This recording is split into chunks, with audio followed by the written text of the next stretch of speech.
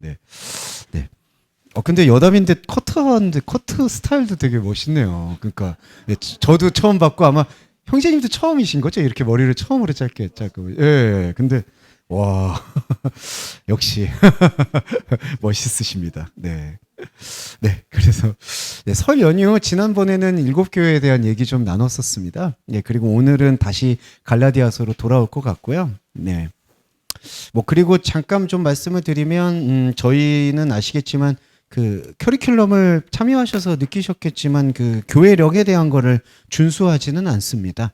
교회력을 준수한다는 게 사실은 시간에 종속된다는 의미예요. 그 얘기는 뭐냐 하면 시간에 종속된다라고 봤을 때 종교에 종속이 됩니다. 기독교는 엄밀히 말하면 종교라고 볼 수 없어요.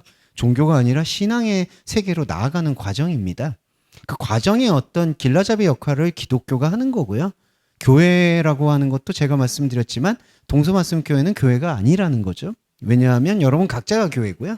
동서말씀교회라는 건 그 교회의 모임이라고 생각하시면 되겠습니다. 그런 의미에서 교회력 자체를 저희가 준수하는 것은 의미가 없다고 판단했기 때문에 제가 이 말씀 드리는 이유는 앞으로 뭐 고난주간이나 부활절 이런 것들은 지키지 않은 걸로 원칙을 하겠습니다. 왜냐하면 오늘 또 10절 말씀이 이제 또 그 말씀을 부연 설명을 해주고 있기 때문에 제가 앞서서 이 말씀을 좀 드리도록 하겠습니다. 물론 뭐 계란을 같이 먹는다든지 뭐 이런 거는 뭐 그냥 꼭 종교적 의미가 아니더라도 먹으면 좋잖아요. 삶은 계란. 예. 여담인데 편의점에서 이 계란이 참 비싸더라고요. 예, 제가 지금까지 참 호구였구나.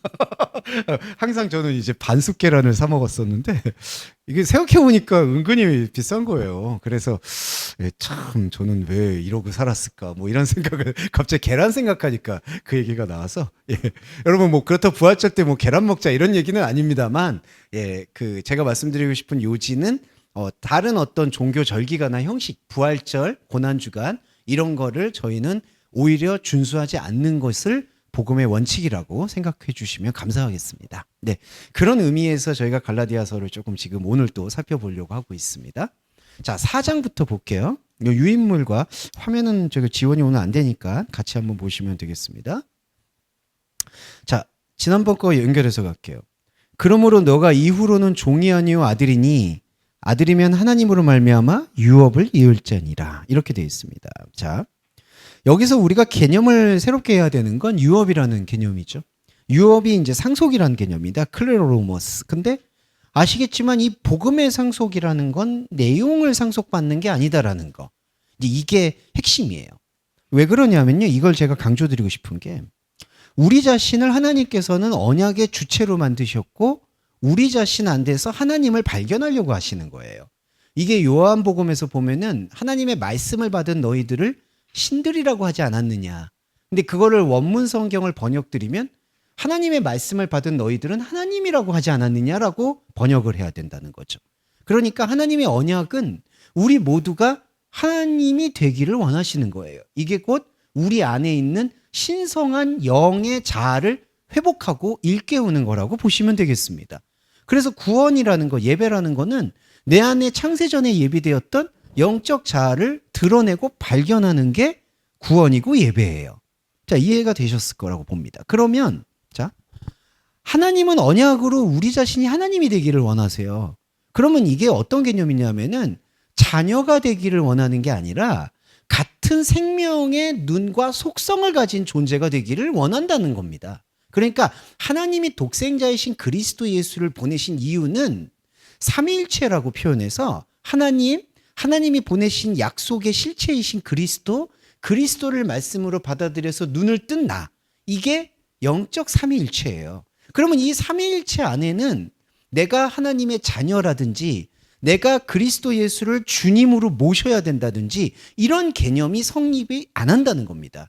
내가 누구의 족보고 내가 누구의 자녀라는 거는 우리가 살고 있는 인간 세상에서의 부수적인 생각이라는 거예요. 내가 누구의 아들이고 누구의 아버지다라는 이 개념은 인간의 족보 개념이지 하나님의 선물이 아닌 거예요.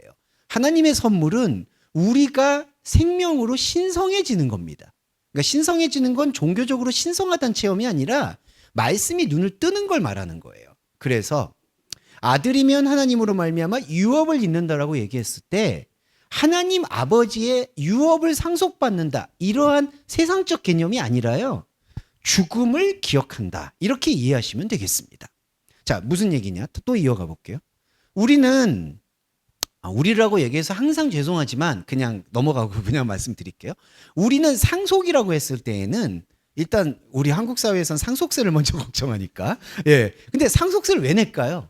받으니까. 그러니까 우리는 상속받는다 그러면은 분명히 내용물을 생각해요. 이게 종교적으로 뭘까요? 내가 하나님을 믿어서 천국에 간다든지, 내가 하나님을 믿어서 하나님의 자녀가 된다든지, 그러니까 이러한 생각으로 유업을 생각해요. 그래서 우리가 살고 있는 지금 이 시간을 견디려고 해요. 믿음의 힘이라고 보기 어렵죠. 종교의 힘으로.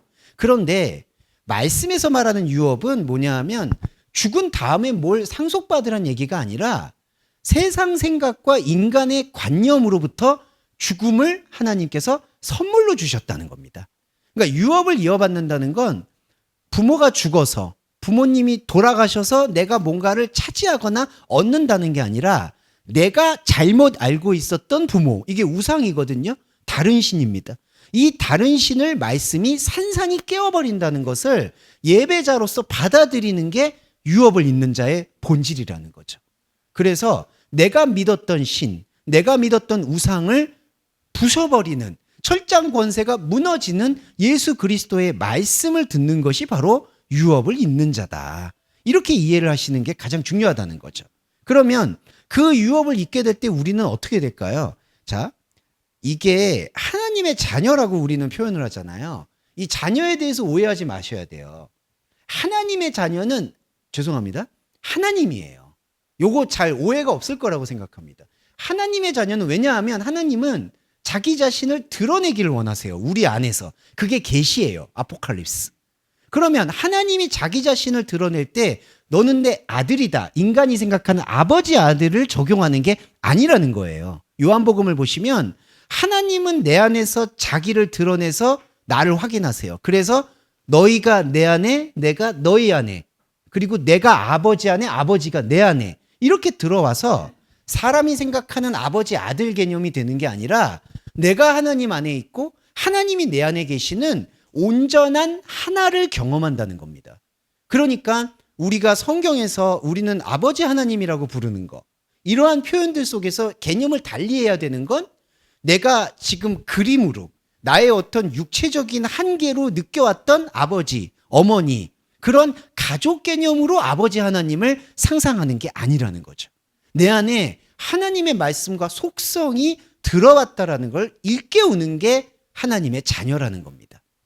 왜 제가 이 말씀을 중요하게 드리냐 하면 이래야지 오히려 우리가 인간적으로 우리가 흔히 말하는 도덕과 윤리를 회복할 수가 있어요. 왜냐하면 이게 다른 게 아니라 이기주의가 아니라 내가 내 안에서 하나님이 진정한 창조를 일으킨다라는 영적 자각이 있어야지 다른 사람을 볼 때도 설령 그 사람이 아직 복음에 눈을 뜨지 못한 것처럼 보여도 그 사람도 하나님의 실체라는 생각에 존중감을 가질 수 있다는 거죠. 그러면 상대에 대해서 함부로 판단하지도 않게 되고 상대가 설령 아직 영의 눈이 못 떠서 나를 함부로 판단해도 거기에 움직일 필요가 없다는 겁니다. 저 사람이 만약에 나를 판단한다? 이미 판단한다는 것 자체는 죄송한 말인데 그 사람이 복음의 눈을 갖고 본다는 게 아니에요.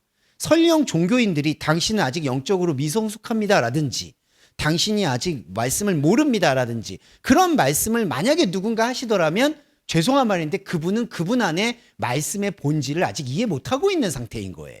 자, 이게 제가 말씀드리는 논지고 제 논지에 의하면 내 안에 하나님의 신성함과 내 안에 하나님의 거룩함이 있다라는 걸 자각한 존재는 다른 사람에게도 하나님의 거룩함이 내재되어 있다는 것을 인정 안 할 수가 없는 거죠. 그러면 그런 눈으로 보게 될 때 내가 만약에 죄송합니다. 내가 만약에 부모라고 해서 자녀에게 뭔가 함부로 대할 수도 없을 것이고 자녀라고 해서 부모님을 마땅히 섬겨야 된다라는 생각도 있겠지만 또 다르게 또 불경스럽게 내 부모를 원망한다든지 이런 것들도 사실은 잦아드는 거예요. 또한 부부 사이도 마찬가지고 남녀 간의 사이도 마찬가지고 직장에서도 마찬가지고 심지어 우리 교회 공동체에서도 설령 우리가 만약에 저분은 아직 말씀의 어떤 깊은 것을 깨우치지는 못한 것 같다라고 생각이 든다 해도 거기에 대해서 판단하고 내가 뭔가 가르쳐야 된다든지 아니면은 내가 뭔가 해야 된다든지 이러한 생각들을 내려놓게 된다는 겁니다. 그게 하나님 자녀로서의 삶이라는 거예요.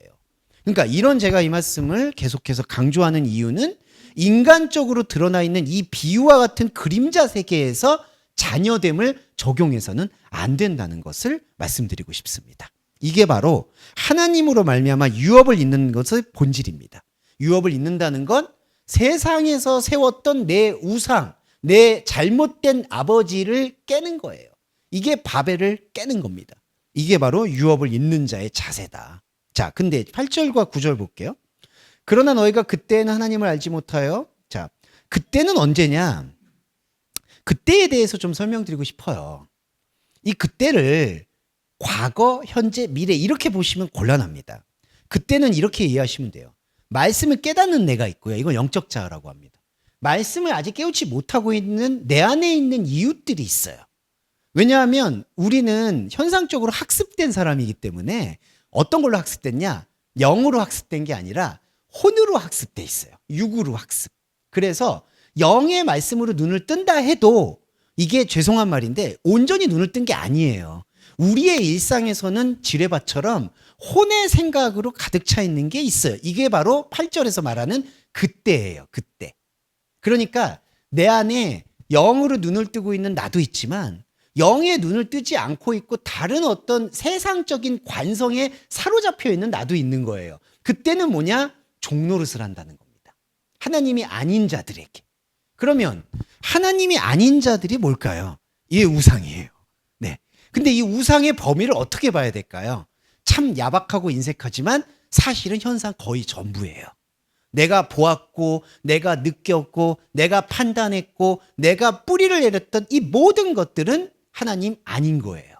왜냐하면 의인은 없나니 하나도 없다는 규정이 뭘까요?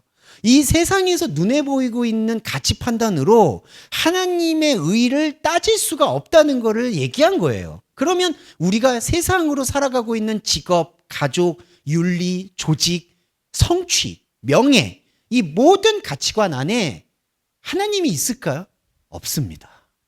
이게 무섭지만 받아들여야 되는 거예요. 우리한테 주어져 있는 이 현상의 삶에는 하나님 아닌 바벨탑의 뿌리만 가득한 거예요. 그때에는. 그러면 우리는 여기서 이 땅이라고 얘기하는 현상에서 하나님 나라를 추구할 수 있을까요?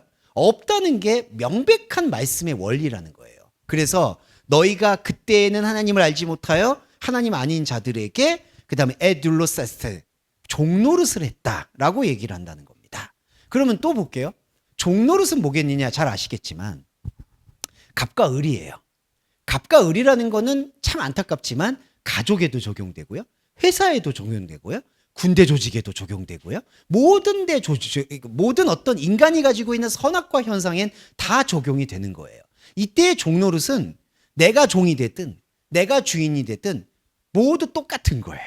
그러니까 내가 설령 어떤 힘을 가지게 된 사람이 돼서 명예를 가진 사람 혹은 내가 어떤 지위를 가진 사람이 돼서 주인의 자리에 앉는다 해도 그건 종노릇이에요.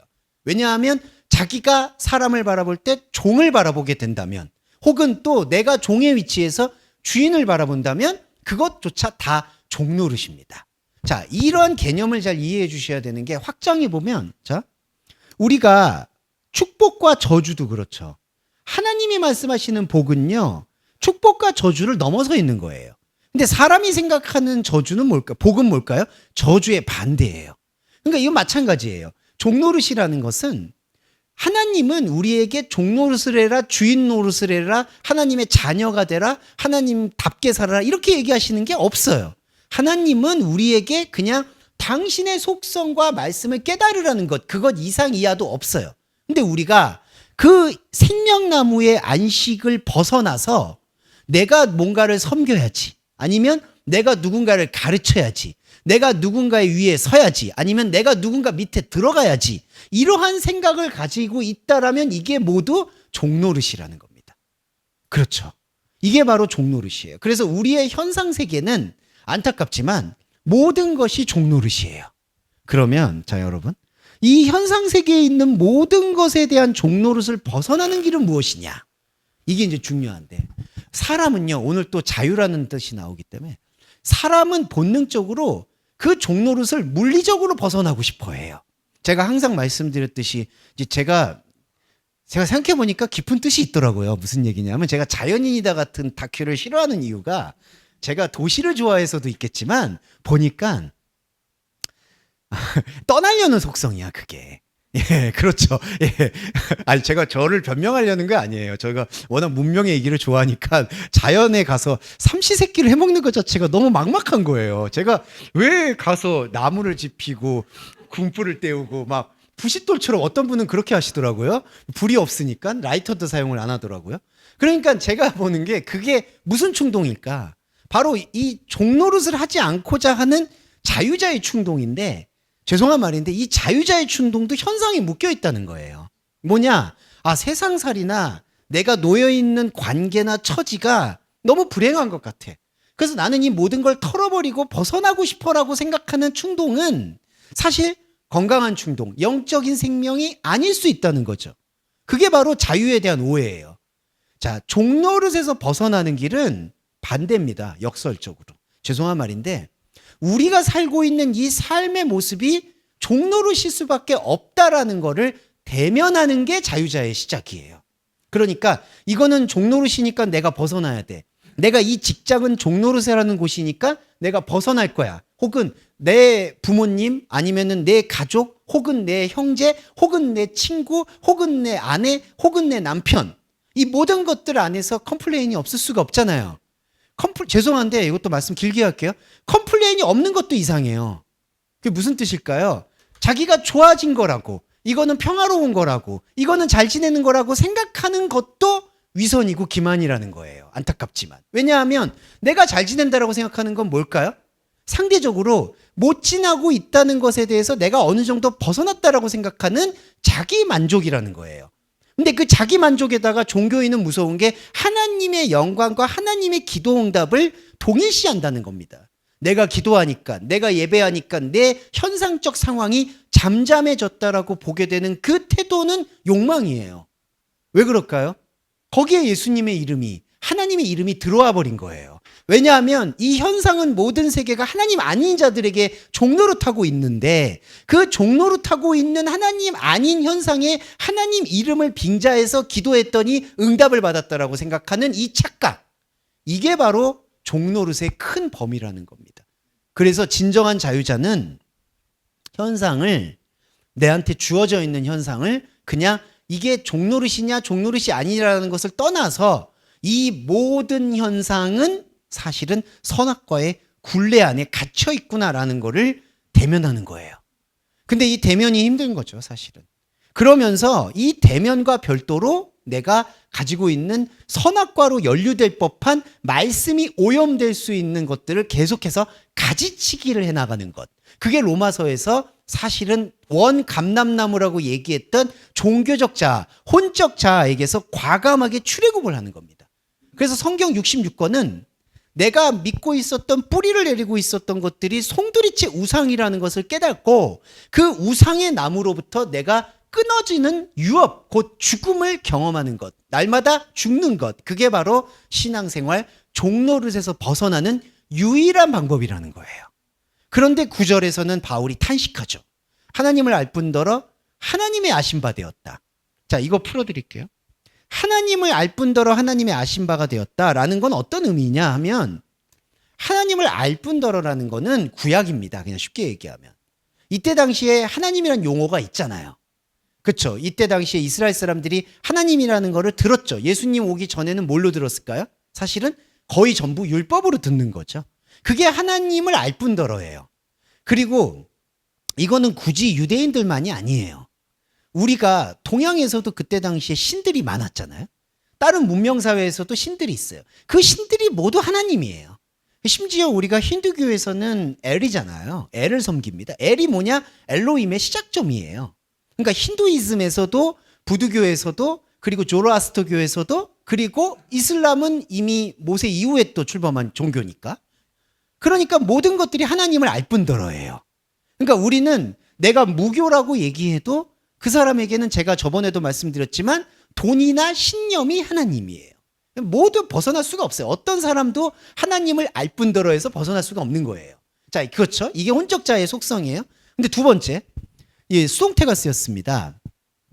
그노센테스, 하나님의 아심바 되었다. 이 뭐냐? 그리스도예요. 자, 바울의 지금 시대에서 갈라디아 교회가 지금 무엇을 대상으로 기도하고 있을까요? 예수입니다. 예수 그리스도. 근데 지난번에도 베드로 이제 이야기를 했지만 유대교 이스라엘이 지금 어떻게 섬기고 있을까요? 예수를 랍비로 봐요. 무슨 뜻이냐? 예수 그리스도를 구약 성경에 있는 율법을 모두 성취한 사람으로 봐요. 그래서 그분의 성취와 그분의 희생을 우리가 기념을 하면 죄사함을 받을 수 있을 거라고 생각해요. 그리고 율법의 1.1핵을 다 지킬 수 있을 거라고 생각해요. 이게 바로 그리스도에 대한 잘못된 왜곡이라는 거죠. 그리고 비판을 하자면 그 왜곡은 2000년이 지난 지금까지도 집요하게 우리의 개신교사회, 교회 안에 완전히 수주처럼 만연해 있다고 봐도 과언이 아닌 거예요.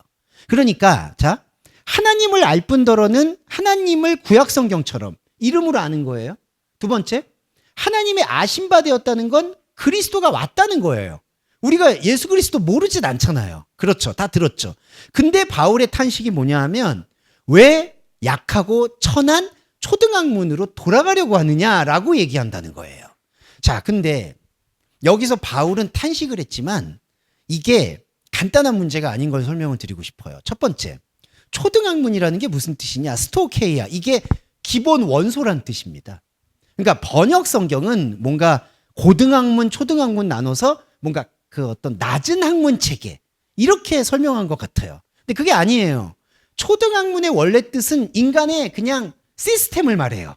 살아가는 이 기본 원소라는 게 그거잖아요. 우리의 의식주. 자, 국가가 중요한 게 뭐죠? 의식주를 제공해 준다는 거예요. 길, 도로, 사용, 교육 이런 것들을 기초적으로 제공해 주는 거죠. 이걸 뭐 영어로 말하면 이제 우리가 경제 용어로도 펀더멘탈이라고 하죠. 그러니까 기본이에요.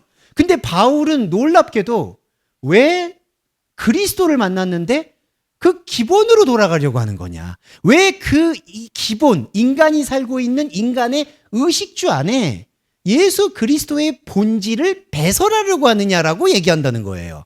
자, 이게 바로 우리 안에서의 교회의 모습과 거의 동일합니다. 무슨 뜻이냐? 먹든지 마시든지 그리스도를 위해서, 그리스도의 영광을 위해서 하라는 말씀을 들어보신 적 있죠? 근데 저희가 그 말씀 본질이 뭐였죠?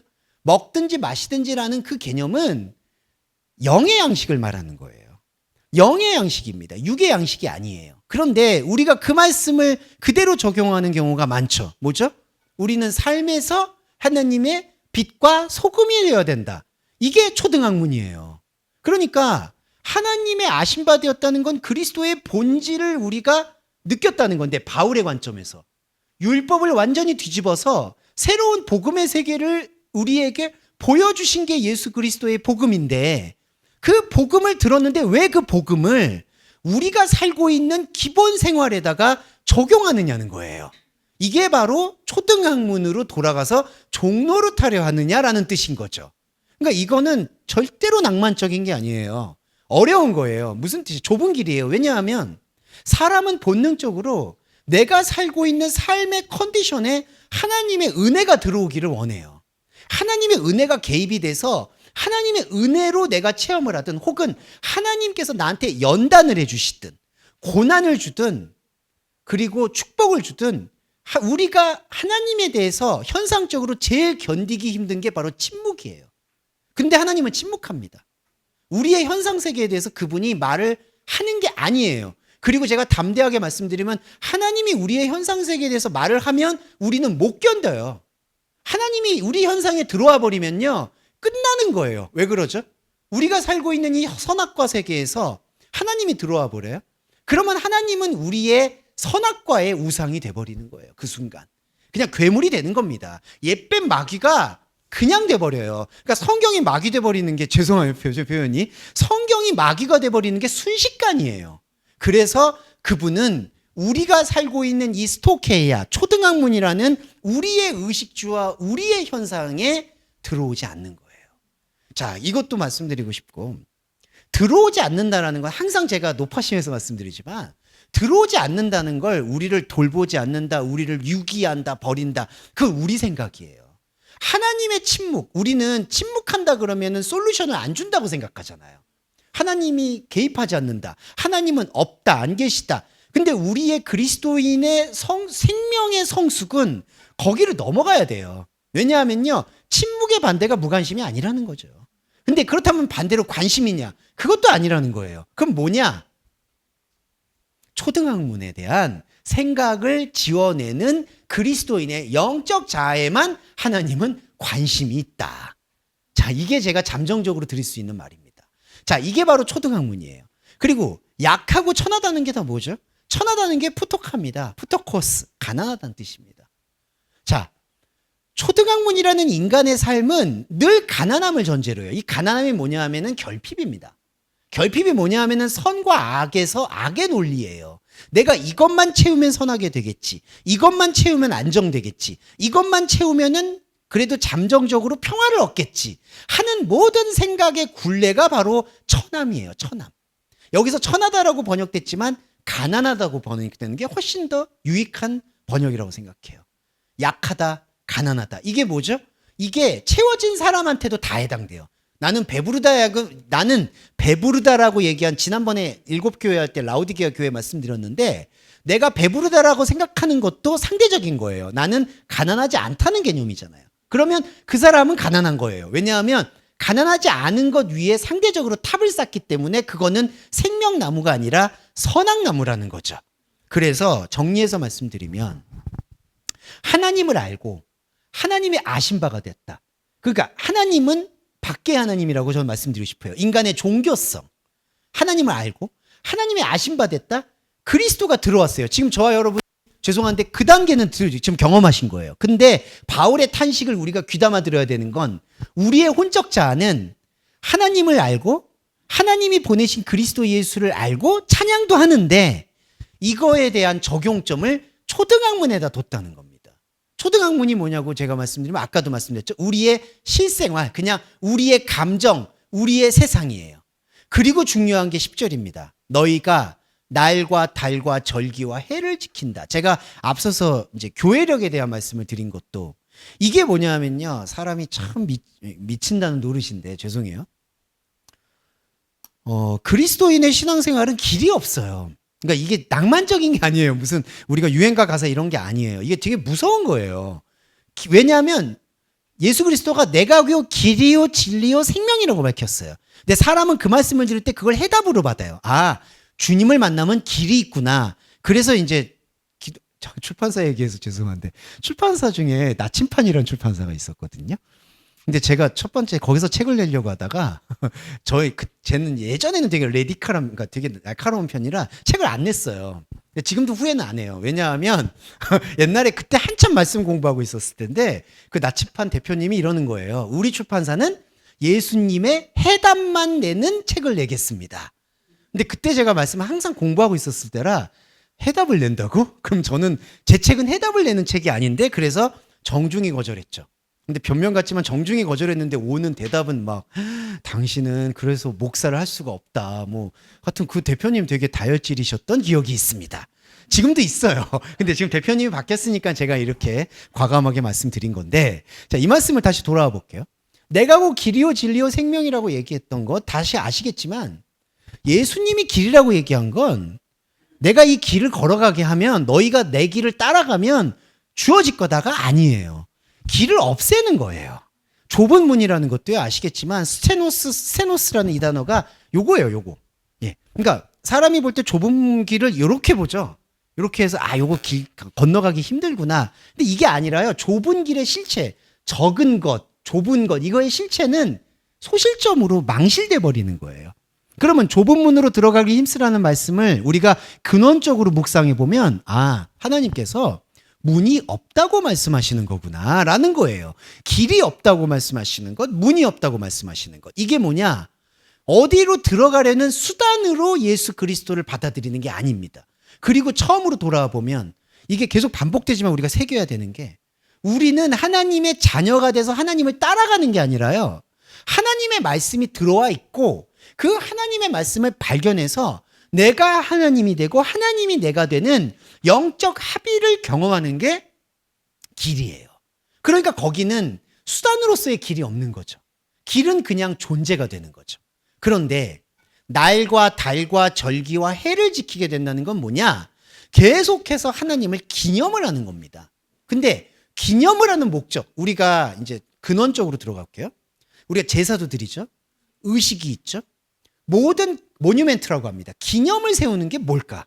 기념을 세우려는 목적이 뭘까? 바로 말뚝을 박는 거예요. 그러니까 우리가 이제 5.18 민주화항쟁을 기억한다. 뭐 어떤 걸 기억한다. 그리고 크리스마스를 기억한다. 뭐 4.19 의거일을 기억한다. 자, 그런 거 모두 있죠.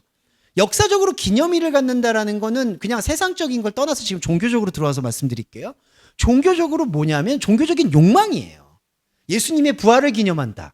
예수님의 태어난 날을 기념한다. 성령 강림을 기념한다. 뭔가를 기념한다. 이 모든 것들은 우리 육신의 언약함 때문에 주어진 뭔가 환기하려는 욕망이 아니라요. 이거를 기념을 할 때 내 안에서 안식이 찾아오기 때문이에요. 이게 무섭습니다. 요거에 대해서 조금만 더 설명드릴게요. 그래서 우리 신앙생활이 좀 어려운 부분이 있는데요. 이게 왜 어렵냐까지만 설명 좀 드리고 싶어요. 자, 우리는 11조 예를 들어볼게요. 자, 우리가 11조의 본질은 다 아시겠지만 항상 이런 개념들이 있었어요. 저도 설교 중에 사실은 말씀드렸을 때 제가 좀 교정하고 싶은 부분은 그래도 우리가 가지고 있는 어떤 인컴, 그러니까 수입의 10분의 1을 목회자분께 같이 할애하는 것은 바람직한 목회 전통인 것 같다라고 말씀드린 적이 있어요. 근데 그게 아니에요. 솔직히 보면. 제가 솔직하게 말씀드리면 기본적으로 우리는 11조는 그 뜻이 아니야. 하지만 우리 목사님이 너무 불쌍하기 때문에 저 불쌍하다고 도와달라는 말씀은 아닙니다. 아니요, 불쌍하지 않아져요. 저 그래도 살아요. 그래도. 예. 그러니까 이런 거예요. 그러니까 11조라는 뜻은 난 알겠어. 근데 목사님이 불쌍하니까 뭐라도 입히려고 그렇게 11조를 하겠어. 라고 생각하게 되면 이게 뭐가 되냐면 11조라는 것 자체가 굴레가 돼요. 이게 구약을 들여다볼게요. 자, 레위 지파가 잘 아시겠지만 역사적으로 처음에 가나안 땅 들어갈 때 땅을 분배는 안 받아요. 근데 여러분 잘 아시겠지만 역사서를 보시면 나중에 사독 계열 제사장들이 다 꼼수로 땅을 다 차지해요. 예, 우리 뭐 비판하는 건 아닙니다. 비판하는 게 아니라 뭐 이건 다 이념적인 거 아니에요. 어떤 이데올로기에서도 뭔가 이렇게 재산을 토지를 몰수하는 나라가 있어요. 근데 몰수해도 또 꼼수가 생겨요. 거기서 몰수 안 하게끔 되고 몰수하게끔 되고. 그러니까 사람이 가지고 있는 모든 행동들 안에는 내가 이 행동을 하게 되면 이 행동에 따라서 내가 가지고 있는 영적인 흐름이 영향을 받게 된다는 겁니다. 그래서 날과 달과 절기와 해라는 건 계속 우리가 종교적으로 뭔가 관성처럼 해오던 거. 그러니까 이거죠. 이때 당시는 예수님이 오셨어도 맥주 감사절을 지켜야지, 뭐 아니면은 랍비들이 지켰던 유월절을 지킨다든지, 그리고 5개 제사 있죠. 그 제사들도 이제는 약식으로라도 지켜야지. 이게 안타깝지만 유대교 기독교인들이 갖고 있던 생각인 거예요. 그러니까 예수님은 믿었고 메시아로 받아들였지만, 은혜로 구원은 받았지만 내가 살고 있는 삶에서 안식일은 지켜야지. 모는 지켜야지. 그래도 모는 사람이 해야지. 하나님의 자녀답게. 근데 본질적으로 그게 아니라는 거예요. 이게 어려운 점은 뭐냐? 그러면서도 우리는 우리의 혼적인 삶을 균형 있게 만들어 가야 되기 때문에 어렵다는 거예요. 제일 쉬운 게 뭐냐면요. 초등학문으로 돌아가면 돼요. 무슨 뜻이냐? 당신 예수님 믿어서 그 은혜로 구원 받았잖아. 그런데 예수님께서 이렇게 말씀하시잖아. 쉬지 말고 기도하라고 했고, 하나님 자녀답게 뭔가 깨끗한 삶을 살라고 했고, 그리고 성화된 삶을 살라고 했잖아. 그러니까 그렇게 삶을 살면 돼. 그렇게 삶을 못 살아? 그러면 일요일에 와서 회개 기도해. 이러면 되는 거야. 라고 얘기하는 게 쉬워요, 여러분. 그리고 쉬우면서 거기서 인간은 뭔가, 죄송합니다, 사돈 마조이즘처럼 거기서 뭔가 단련이 돼요. 이게 이른바 가스라이팅인 거예요. 하나님이 내가 지금 좀 현상적으로 일이 잘 안 되면 나를 지금 채찍질하는 시간이구나. 일이 잘 되면 나보고 더 잘 되라고 11조를 더 많이 하라는 시간이구나. 이렇게 된다는 거예요. 이게 바로 초등학문으로 돌아가 버리는 신앙생활의 사실은 종교적 타락입니다. 이게 타락이에요. 그러면 그 타락을 벗어나려면 안타깝지만 각자가 주어진 일상과 삶 속에서 자기의 판단을 믿고 제일 힘들어요. 사실 종교인이 제일 힘든 게 매번 여러분 기도하셨었잖아요. 뭐 이럴 때 이 커피를 마실까요? 율무차를 마실까요? 기도하고. 제가 옛날에 되게 인상 깊게 들었던 기도가 되게 유명한 목사님인데 모든 일상에 기도하래요. 그리고 모든 일상을 감사하래요. 그리고 밥을 먹을 때도 뭘 먹을까를 기도하래요. 그래서 저도 한번 해봤어요. 근데 잘 안 되더라고요. 예, 그게 아니 근데 그러면 내가 먹고 싶은 걸 먹어야 되는데 늘 저한테 하나님은 김치찌개 먹으려고 하면 너 그거 나트륨 많아 뭐 이래가지고 갑자기 된장찌개를 먹고 뭔가 그런 하나님이었어요 저한테는. 그러니까 뭔가 계속해서 하나님이 나의 일상에서 침투해 들어오는 거예요. 그러면서 유익을 느끼고 이해를 하면은 사실은 사람의 몸이 편하긴 합니다. 사람의 머리도 편해져요. 아, 그냥 하나님이 인도하시네. 하나님이 도와주실 거네. 힘들면은 더 같이 기도하면 되겠네. 중보기도 하면 되겠네. 이렇게 돼요. 근데 거기서 벗어나야 돼요. 죄송한 말인데. 거기서 벗어나야지. 이게 바울의 표현이에요. 거기서 벗어나야지 초등학문으로 번역된 우리의 일상에서 영적 자아를 발견하지 않고 진짜 생명의 지대, 광야에서 영적 자아를 발견하고 그 다음에 말씀드릴게요. 이 광야에서 발견된 영적 자아가 이제 우리의 일상의 선악과로 이제 충만, 흘러 넘치기 시작합니다. 그러면서 우리가 느꼈던 선악과의 판단들, 뭐 하나만 말씀드리고 쉬었다 할게요. 내가 예전에는 이 일이 아니면 안 되었다는 거, 내가 예전에는 이 관계가 아니면 안 되었다는 것, 이 모든 것들이 냉정하게 말씀드려서 다 허물어지는 겁니다. 이게 아니면 저거 하지, 저거 아니면 이거 하지. 그래서 오히려 세상 사람들의 눈에 볼 때에는 줏대가 없어 보일 수도 있다는 거예요. 하지만 여러분과 저는 잘 아시겠지만 생명에 참여한 존재들로서 생명을 우선해야 되는 게 기본적인 이 지금 현상을 살고 있는 그리스도인의 집중력입니다. 이 집중력을 가지고 현상을 바라볼 때 현상의 좌표가 허물어지는 것처럼 보이고 불안해 보이고 내가 이렇게 해도 되는 건가라는 의심이 들어도 꿋꿋하게 걸어가시면 달과 날과 절기와 해를 넘어서는 초등학문이 아닌 그리스도의 영적 체계로 편입이 된다는 거예요. 이게 유월절입니다. 네. 11절부터는 간단하게 말씀드릴게요. 13절에 이런 게 참 이제 바울도 얄궂게 생각하는 겁니다. 뭐냐면 13절에 내가 처음에 육체의 약함을 인하여 너희에게 복음을 전한 것을 너희가 안다. 여기 육체의 약함이란 게 뭐냐면요. 그 바울의 어떤 스토리입니다. 쉽게 말씀드리면 바울의 스토리는 뭐냐면 그렇게 기독교인들을 핍박했던 사람이 개종을 해서 하나님을 믿게 되었다라는 스토리예요. 육체의 약함이라고 표현한 게 바로 바울의 그 논리예요. 이게 뭐냐면요. 이 바울이 로마서에서 믿음으로부터 나와서 믿음으로 들어간다라고 제가 그걸 풀어드렸었던 게 우리가 믿는 믿음이라는 거는 종교심에서 시작하거든요. 그래서 뭔가 사후에 어떻게 될까, 내 인생의 힘듦과 고달픔 이런 것들 때문에 교회를 시작하는 게 사실은 근원적인 시작점이라고 봐야 돼요. 물론 모태신앙분들은 나는 그냥 날 때부터 믿었다. 근데 그렇게 이제 부모님 영향을 받았어도 인간이 가지고 있는 종교적인 시작은 바로 요 육체의 약함이라는 거죠. 이게 결국 혼적인 자아에서부터 시작하는 겁니다. 근데 이 혼적인 자아로 받아들였다는 것을 너희들이 나를 그런 방식으로만 이해하고 있다는 뜻이에요, 솔직히.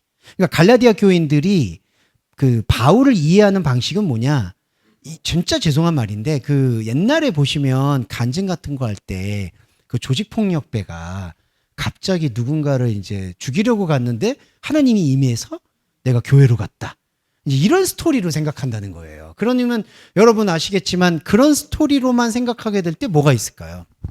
그냥 간증이에요. 근데 이 간증이 뭐죠? 사실 초등학문에 배설한 거예요. 그러니까 우리의 신앙생활은 처음에 간증으로 시작하는 건 맞죠. 여러분 느끼시겠지만 처음부터 말씀의 깊은 것을 보는 거는 아니라고 저는 생각해요. 예수님 사역도 처음에 병자를 고치시고 그 다음에 이 고친 다음에는 내가 너희가 알지 못하는 양식, 곧 영의 양식을 허락하셨어요. 그러면서 예수님의 단호함은 뭐냐 하면 너희가 떡을 먹고 배불렀다라는 뜻이 뭐냐? 현상에서 계속 치유받는 것으로, 그게 초등학문이거든요. 현상에서 치유받는 것으로 내가 너희를 말씀으로 관여했다라고 절대 생각하지 말라는 뜻이에요. 이게 좀 어려운 게 우리가 그거를 좀 배은망덕하다고 생각하나 봐요. 우리가 기도를 안 하면은 하나님께서 응답을 안 해주신다든지, 우리가 기도하지 않고 뭔가 그리고 하나님께 헌신하지 않으면 하나님께서 나의 어떤 신앙을 좀 식은 신앙, 냉담한 신앙 이런 걸로 판단한다는 거죠. 내가 새벽 예배를 하지 않으면 뭐 이런 거는 작은 예지만 사실은 일상에서는 엄청 이런 예들이 상당히 많습니다. 여러 가지로. 근데 예수님께서는 사역의 본질이 그게 아니거든요. 사실 예수님은 내 38년 된 병자 있죠. 38년 된 병자가 일어나서 걷는 게 목적이 없어요. 예수님이 볼 때는 진짜 죄송한데 우리는 38년 된 병자가 뛰고 하면은 놀랍잖아요. 근데 예수님은 그게 하나도 안 놀라워. 왜 안 놀라울까요? 현상은 아무 의미가 없으니까. 현상에서 설령 조금 불편한다 한들, 현상에서 조금 덜 불편한다 한들 그게 무슨 상관이냐는 거예요. 이게 예수님의 본질이에요. 그래서 우리가 말씀을 따라갈 때는 먼저는 육체의 약함으로 시작하는 게 맞지만 육체의 약함 안에 그리스도가 담겨 있지 않다라는 내적인 말씀을 심어야 된다는 겁니다. 근데 지금 갈라디아 교 교인들의 모습은 그게 아니라 바울의 어떤 스토리, 저 사람 유대교인이고 되게 스데반도 죽이는데 동참한 사람인데 이제는 달라졌다. 거기에 머물러 있다는 거예요. 거기에 대해서 바울이 지금 개탄하고 있는 모습이다. 자, 그러면서 17절로 갈게요. 다음 장입니다. 여기서부터 제가 빠르면서도 중요한 말씀을 좀 드려보도록 할게요. 자, 19절. 야, 이게 이제 어렵다는 표현은 죄송해요. 나의 자녀들아. 자, 나의 자녀들아가 누굴까요? 갈라디아 교회는 아닙니다. 자기의 자기. 이게 바울도 그렇고 저와 여러분도 자기 자신한테 주는 나의 메시지여야 돼요. 나의 자녀들아. 너희 안에 그리스도의 형상이 이루기까지 너희를 위하여 해산하는 수고를 한다. 먼저 말씀드리고 싶은 건 메크리스에는 이루기까지가 아니라 요거는 어떻게 봐야 되냐면 너희 안에 그리스도의 형상이 형성되는 동안. 자, 형성되는 동안이에요. 그러니까 이루기까지는 목적이잖아요. 이룰 때까지 내가 다시 낳는 노력을 한다. 그게 아니라요. 이루는 동안이에요, 형상을. 그러면 저와 여러분이 형상을 이루는 동안은 언제냐? 인생 시간 그 자체예요.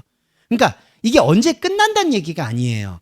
우리가 항상 말씀을 볼 때 이제 털어내야 되는 게 시간 개념이에요. 이거 언제 끝나냐? 언제 끝나냐? 그래도 저 잘 끝내죠. 그래도 12시 20분 안에 잘 끝내죠, 저. 예. 그래도 저는 그래도 이런 건 잘 지킵니다. 잘 끝내요. 근데 언제 끝나냐라는 게 아니에요. 이거는 그리스도의 형상이 이루어지는 동안. 이게 뭐냐? 그리스도인이 말씀에 눈을 뜨고 있는 동안. 저와 여러분이 지금 하나님과 다른 이 몸을 갖고 있는 상태에서 말씀을 계속 보고 있는 동안. 그럼 보고 있는 동안에는 계속 해산하는 수고가 있다는 거예요. 이 해산하는 수고가 뭘까요? 말씀을 낳는 겁니다. 이게 바로 이제 융의 철학적으로 말하면 아니마 아니무스인데 본질로 들어가면 우리 안에는 이 물리적인 남자 여자를 떠나서 내 안엔 남성성과 여성성. 여성성은 말씀을 수용하는 존재. 남성성은 말씀이 드러난 존재. 이게 우리 안에 두 존재가 다 같이 있는 거예요. 이게 바로 해산하는 수고입니다. 그래서 이거는 갈라디아 교인을 위한 어떤 바울의 사랑을 얘기하는 게 아니라요. 저와 여러분 안에 있는 형상을 이루고 이 형상은 본질이거든요. 이 본질이 있는 한 우리는 계속해서 혼적인 자아의 다른 생각들을 하나님의 말씀으로 계속 일깨워내는 그 해산하는 수고에 눈을 뜨고 있다는 거죠. 이게 바로 해산하는 수고의 본질입니다. 그러면서 22절에 오늘 요 말씀에 좀 이따 보실 말씀의 본질이기도 한데요. 내용이기도 한데요. 기록된 바 아브라함에게 두 아들이 있으니 하나는 여종에게서 하나는 자유 있는 여자에게서 낳다 하였으며 여종에게는 육체를 따라 낳고 자유 있는 여자에게서는 약속으로 말미암았다. 이렇게 돼 있어요. 근데 이거는 제가 조금 있다가 그 문장에 대해서는 풀어드리고 오늘은 요 의미에 대해서 설교해서 말씀드릴게요. 두 아들이 있다는 게 뭐냐면요. 사실은 한 존재의 다른 면이에요. 하나는 여종, 이게 바로 선악과의 논리를 말합니다. 하나는 자유자, 이게 생명의 논리를 말해요. 그러니까 사람은요, 똑같은 상황이나 똑같은 것들, 그러니까 제가 똑같다고 말씀드리는 거는 우리가 그리스도의 생명을 받아들인다 해서 현상적인 삶이 드라마틱하게 변하지 않는다는 거예요. 예. 그러면 이 드라마틱하게 변하지 않아도 어떤 의미에서 완전히 달라지느냐? 우리가 말씀을 봄으로써 우리가 가지고 있는 현상 세계의 모든 의미가 선악과의 의미가 아니라 생명의 의미라는 것으로 전환될 수 있다는 뜻입니다. 그러니까 이게 나는 이제 모든 게 자유하고 이게 모든 게 해방됐어가 아니라는 거예요. 무슨 뜻이냐? 현상적으로는 해방된 게 아니고 자유로운 게 아닌 것처럼 보여도 저와 여러분 안에는 복음의 눈을 떴다라면 이미 여러분 안에는 엘루데이아, 자유라는 거예요. 이 자유는 감정적 자유가 아닙니다. 말씀의 자유예요. 제가 계속 이런 말 하니까 사기꾼 같은데, 그러니까 뭐 없는 거 얘기하는 것처럼 보이잖아. 근데 분명히 있어요, 여러분. 이 있는 거에 대해서는 제가 표현을 못해. 이게 말할 수 없는 거예요. 왜냐하면 여러분 안에만 경험할 수 있는, 하나님을 독대했을 때 나타날 수 있는 섬광이에요, 섬광. 이걸 어떻게 말을 합니까? 이걸 어떻게 다른 사람한테 간증합니까? 여러분 안에 있는 이 완벽함인데, 온전함인데. 그래서 이 현상 세계가 아무 변화와 미동이 없어 보여도 내 안에는 다윗이 춤을 추는 것처럼 말씀의 황홀경이 자유자라는 거예요. 이 자유는 현상과도 상관이 없고 우리가 생각하는 종교적인 사후 세계와도 상관이 없어요. 하나님의 온전한 말씀체계 안에서 자유자입니다. 자, 그런데 또 하나 말씀드릴게요. 그러면 여종에게서 난 자녀는 하갈만 얘기하는 거냐? 아니에요. 자, 이게 중요한 게, 자, 이 사라는 약속의 자녀를 낳았다. 하갈은 이스마엘을 낳았다. 근데 여러분 보세요. 사라한테 이삭이 낳아졌잖아요. 근데 그 다음에 아브라함이 뭘 했죠? 이삭을 바치려고 해요. 이거에 대한 중요한 거는 이제 나중에 또 설명을 드릴게요. 이삭을 바치려고 하는 게 어떤 뜻이냐? 영적 뜻이 아니에요. 욕망이에요. 종교적으로 드리려고 하는 거예요. 여러분, 이삭과 아브라함이 그렇게 종교적으로 연류가 돼 있을 때 그게 약속의 자녀일까요? 아니에요. 이게 무슨 얘기냐면요. 이삭이나 이스마엘이나 사실은 다 여종이에요. 아브라함이 여전히 종교적인 비늘을 못 벗으면 그게 이스마엘이 됐든 이삭이 됐든 다 종이의 자녀예요. 근데 반대로요. 아브라함이 그리고 내 안에 있는 영적 자아가 눈을 뜨면 이스마엘이든 이삭이든 모든 존재가 십자가 고백체이기 때문에 다 자유자예요. 그러니까 이 얘기죠. 그러니까 하갈에게서 나온 이스마엘은 여종이고 사라에게서 난 이삭은 약속이고 이러면은 안 된다는 거예요. 이게 왜 안 되느냐? 이게 만약에 되면 예정론이 맞아요. 왜냐하면요, 이스마엘한테 무슨 선택권이 있어요? 자기가 하갈에게서 나오고 싶어서 나왔어요? 근데 그리고 뭐 사무엘도 자기가 서원 받고 싶어서 받았어요? 그 어머니가 한나라는 이상한 분이 하나님하고 약속을 해버리니까 오늘 오후 예배가 맹세거든요. 그건 이제 후속편이니까 꼭 들으시면 감사하겠습니다. 맹세하고 서약은 같은 거예요. 그러니까 잘못됐잖아요. 마찬가지예요. 무슨 뜻이냐? 자, 여종한테 만약에 낳았다. 그럼 이스마엘은 선택권이 없는데 그럼 나는 그럼 약속의 자녀가 아니고 그럼 이삭은 약속의 자녀가 된다? 그럼 이거는 완전히 예정론인 거죠. 그렇죠. 그러니까 유대인들에게는 그럼 구원이 다 흘러가는 거고 유대인이 아닌 사람에겐 구원이 없고 근데 또 장로교가 아니라 또 기독교에서는 다르게 얘기해요. 그렇지만 뭐 안 믿으면 구원 못 받고 뭐 믿으면 구원. 그러니까 말이 안 돼요. 왜 그러냐? 왜 말이 안 되느냐? 이거는 영적 체계로 보지 않으면 그러면은 이스마엘은 구원을 못 받은 거네라가 되는 거예요. 왜냐하면은 여기 지금 바울의 용을 보세요. 여종한테는 하갈을 통해서 이스마엘이 나왔다. 그러면 하갈이라는 여종을 통해 나온 이스마엘한테 무슨 구원이 있어요?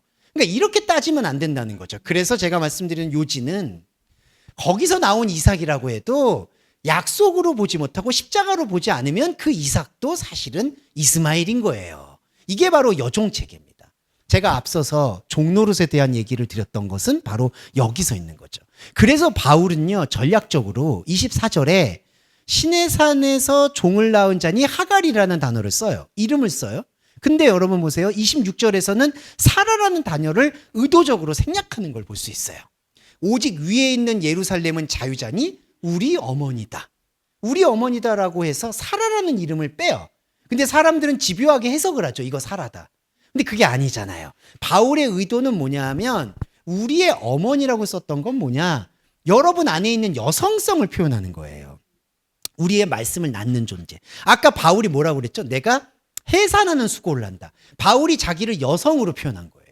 우리 어머니다라는 건 뭐냐? 그리스도와 연합된 나의 여성성을 말한다는 거예요. 이게 위에 있는 예루살렘이에요. 자, 위에 있는 예루살렘이 뭐죠? 이게 아노히엘슬로마. 아예 랩처를 시켜요. 땅이 아닌 위. 이게 뭐죠? 땅이라는 생각은 이스마엘에 붙어있는 이삭의 생각이에요. 그러니까 창세기를 족보로 보는 생각, 인간의 관점으로 보는 생각, 육체의 시선으로 보는 생각, 우상의 관점으로 보는 생각, 이 모든 게 땅의 생각이에요. 땅이 예루살렘이에요. 그런데 바울이 말하죠. 위에 있는 예루살렘. 그러면 자, 예루살렘이라는 것 자체는요, 땅에 뿌리 박은 개념입니다. 히브리 사람들이 세운 게 예루살렘이 아니라 예루살렘은 신이 통치한다는 뜻이거든요. 이스라엘, 예루살렘. 그러면 신이 통치한다라는 개념은 다 땅에 있는 생각이에요. 신이 통치 안 합니다. 하나님은 통치할 관심도 계획도 없어요. 하나님은 오직 여러분 한 사람을 위해서 모든 걸 창조했어요. 그러니까 여러분 한 사람만 눈을 뜨면 하나님에게는 이 삼라만상 아무 의미 없어요. 그냥 지금 걷어가도. 그러니까 천지는 없어지겠으나 내 말은 없어지지 않는다는 게 뭐죠? 그 말씀이죠. 말씀 여러분 안에 있는 언약이에요. 천지는 없어진다. 그러니까 하나님의 관심사를 드러낸 거예요. 여러분의 모든 생명 하나만이 중요한 거예요. 그게 바로 통치하지 않는 인간의 생각에서 주님이라고 부르지 않아도 되는 위에 있는 예루살렘이라는 거죠. 자, 그래서 제가 말씀드린 정리해 보면 여기서 하갈이라는 단어를 쓴 건 안에 사실 사라가 같이 담겨 있다고 보셔야 돼요. 누구는 하갈이고 누구는 사라다. 이거 아닙니다. 이게 되게 중요한 게요. 카인 아벨 얘기 좀 드려볼게요. 카인 아벨이 뭐냐 하면요. 아시겠지만 카인과 아벨은 카인은 나의 겉사람의 모습이고요. 아벨은 속사람의 모습으로 보셔야 돼요. 일단 냉정하게 말씀드리면 카인은 그렇게 되도록 하나님께서 선택하시고 결정하셨다. 그거는 사람이 가진 생각이에요. 하나님은요. 이렇게 인간적으로 누군가를 결정하지 않아요. 이게 하나님은 구약 성경을 하나의 역사서의 이름을 빌려서 그래서 보시면 여러분 여기도 나옵니다. 24절에 이것은 파라볼 알레고레스 비유라고 표현해요. 그러니까 구약의 모든 역사적 인물은 내 모델이에요. 모델. 예, 사라도 내 모델이고 아브라함도 내 모델이고 모든 흐름들이 아이메시지 안으로 수렴이 되는 거예요. 그게 알레고리, 비유라는 단어의 핵심이에요. 그러니까 하나님께서는 누구도 판단하지 않아요. 네가 어떻게 살든 어떻게 가든 그거에 대해서 너는 카인이야, 너는 아벨이야. 이런 게 아니에요. 그렇게 생각하는 건 우리의 선악과고 선악과 안에 사주팔자가 있고 사주팔자 안에 여러 가지가 있는 거예요. 사주팔자 얘기를 제가 왜 드렸을까요? 그게 음양오행이고 주역이잖아요. 주역이 어디서부터 유래했을까요? 자연의 이치를 보고 인간의 삶을 판단하는 개념인 거예요. 근데 이게 동양 철학을 무시하고 이런 게 절대로 아니라 서양에도 당연히 그런 이치를 따지죠. 근데 이 이치가 어디서 왔죠? 초등학문에서 온 거예요. 그러니까 인간이 가지고 있는 모든 삶의 체계를 초등학문에서 찾으면 안 되고요. 우리는 본질에서 찾아야 된다는 거죠.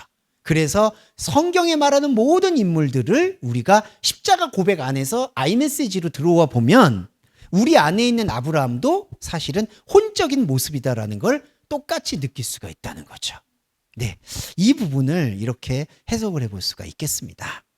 네, 그리고 이제 30절하고 31절 마지막 말씀드리고 마무리해 볼게요. 성경이 무엇을 말하느냐? 여종과 그 아들을 내쫓아라. 여종의 아들이 자유 있는 여자의 아들과 더불어 유업을 얻지 못하리라. 이거 지극히 당연한 말인데 하나만 해석을 해드리면 이거는 바울이 사라가 하갈을 질투해서 이스마엘을 쫓아냈던 거를 예시하는 게 아니에요. 예. 그러니까 그거를 예시하면 사라는 약속의 자녀고 이삭을 이스마엘이 핍박할 것 같으니까 하갈과 이스마엘을 내쫓는 거에 대한 예시로 생각을 하죠. 근데 그렇지 않아요. 이게 뭐냐 하면 우리 안에서 에크발레, 여종과 아들을 내보내야 되는 거예요. 이게 해산하는 수고예요. 해산하는 수고에서 조금 무섭고 죄송한 얘기인데 해산하는 수고의 눈, 십자가의 눈으로 보면요. 지금까지 내가 사산한 결과물들이 있어요. 이 표현이 좀 과격하지만 자, 사람은요. 사마리아 여인으로 들어와서 요것만 말씀드리고 비유로 마무리할게요. 예수님이 사마리아 여인한테 내가 남편 5이 있었다고 얘기해요. 5을 모세 오경으로 보는 경향도 있지만 저는 그렇게 보진 않아요. 왜냐하면 모세가 오경만이 있는 게 아니거든요. 예, 그거는 좀 다른 얘기라서 뭐 남편 5을 율법이다 이렇게 얘기하진 않아요. 5이라는 건 또 다른 의미는 있어요. 근데 중요한 건 뭐냐면 예수님이 여자한테 남편 5이 있었다라고 얘기하는 건 어떤 거냐? 너에게는 다른 자녀들을 낳은 흔적이 있다는 뜻이에요. 이 다른 자녀가 뭐냐? 다른 복음이에요. 그러니까 우리는요. 이게 완전히 착각을 하고 있는 게 그 종말장에서도 아이벤자들이 화가 있다고 표현하잖아요. 이게 뭐냐 하면요. 우리는 우리가 낳았다고 생각하는 것들이 있는 거예요. 하나님의 것이 아니라 우리가 생각했던 제가 처음에 말씀드린 우상, 신념, 가치관, 판단 이걸로 낳은 것들이 있어요. 그리고 여러분 그 낳은 결과물들이 여러분들을 규정해요. 저를 규정하고. 주원규라는 존재가 뭘 낳은 어떤 생산한 결과물들로 과거의 업적으로 판단받아요. 그걸로 미래를 가요. 그러니까 이게 다 하나님이 아닌 내가 가진 소신과 내가 가진 욕망으로 낳은 것들이에요. 이게 사산한 거예요. 하나님이 볼 땐 이게 죽은 거예요. 그러니까 여기서 이거를 내쫓으란 얘기는 이걸 보란 얘기예요. 너가 낳았던 거, 너가 의미 있게 생각했던 거, 너가 이거 안 되면 안 되라고 생각했던 거. 우리 여러분 항상 신념 가운데 그런 거 있죠. 나 이거 아니면 안 되겠어. 나 이거 아니면 안 돼. 근데 사실은 그게 말씀의 눈으로 볼 때 다 떠내려갈 수밖에 없다는 걸 저와 여러분이 인정하실 필요가 있어요. 아, 이거 내가 가졌던 욕망이구나. 이거 내가 가졌던 집착이구나. 이거 내가 가졌던 선악과구나. 이거를 계속해서 흘려보내는 거예요. 그게 바로 여종과 아들을 내쫓는 거예요. 예. 이거는 야박한 게 아니라요. 출애굽시켜야 돼요. 우리의 영적 자아를 발견하셨죠. 저와 여러분이. 그러면 영적 자아의 축과 눈으로 이제 시선을 돌려서 혼적인 자아가 나라고 생각했던 아이덴티티, 정체성을 영적 자아로 바꿔서 영적 자아의 정체성으로 영적 자아가 아니었던 여러 가지 흐름들, 여종과 그 아들을 내보내야 돼요. 근데 마지막으로 말씀드리고 싶은 게 어떻게 내보내냐? 마지막 수단은 말씀입니다. 성경으로 도키마조를 해야 돼요. 예.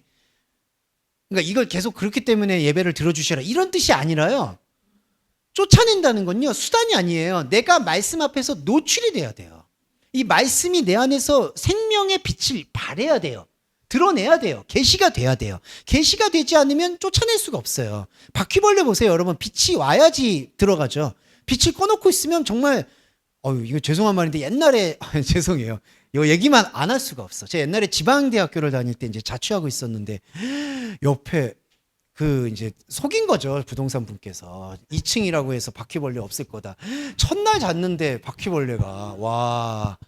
하여튼 죄송합니다. 죄송합니다. 이제 다음에 좀 이따 식사하셔야 되는데 아무튼 빛이 비추니까 사라지잖아요. 이게 계시밖에 없다는 거예요. 네, 그러니까 내쫓으라는 건 내 행실, 내 다짐, 나는 자연이다처럼 자연으로 돌아가는 마음, 욕망이에요. 다 끊어내세요. 그냥 현상은 있는 그대로 이 허무주의가 아니라 받아들여야 돼요. 대신 계속 말씀의 움직임, 성경의 의미, 여기에 나를 계속 노출을 시킬 때 우리는 여종과 그 아들이 내 안에서 떠내려가는 영적인 황홀함에 잠길 수 있다. 이렇게 확신합니다.